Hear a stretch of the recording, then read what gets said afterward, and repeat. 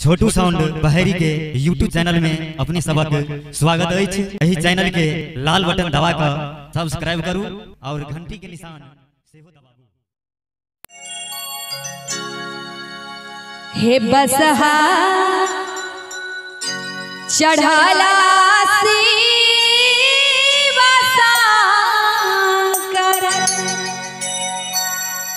परावा सोहावन रे। हे बसहा चढ़ाला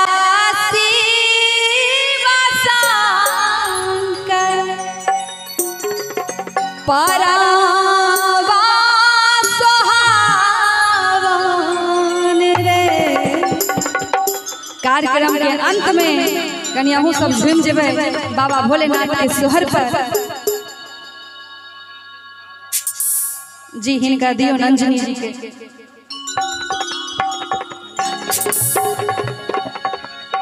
गे बहिना गे बहिना गे बहिना कमला नयना अभिराम की काम लजावनी है।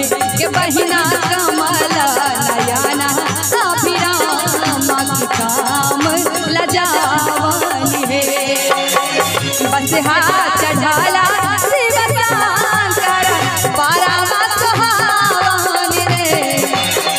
बसहा चढ़ाला शिव शंकर परावा सोहावन रे।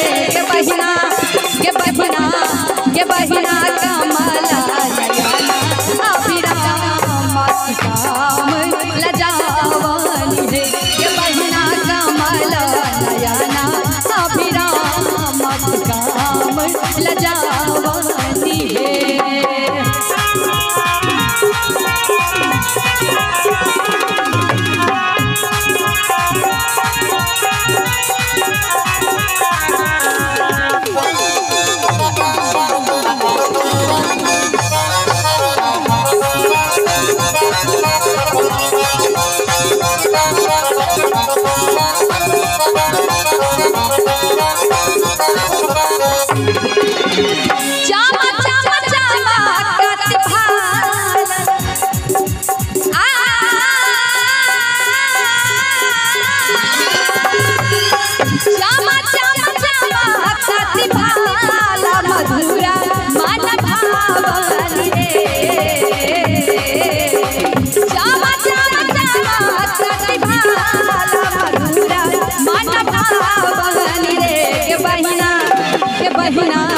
के बहिना डमरू जीरा करतो भीता सुख सरसावनी रे। के बहिना डमरू जीरा करतो भीता सुख सरसावनी है।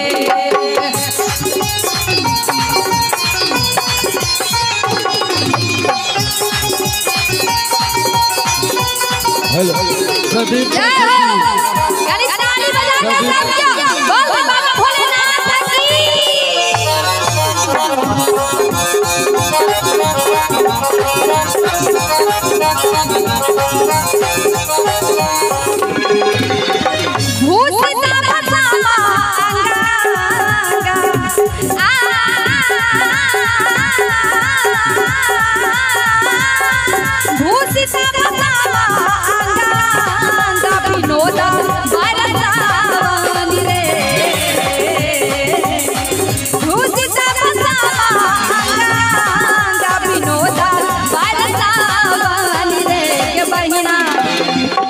कनी एक बेर अहाँ सब जय हो कहबे।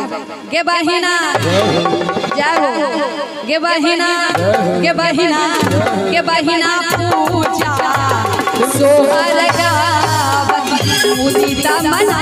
गे बहिना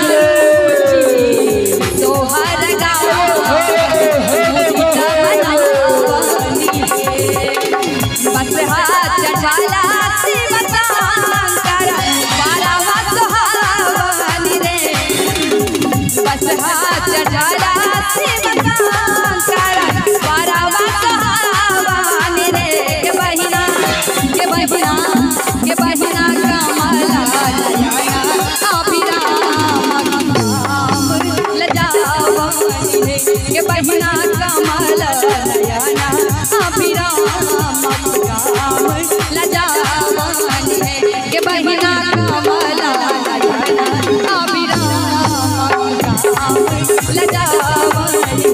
ये बहिना कमला नयना अभिराम काम लजावनी रे ये बहिना कमला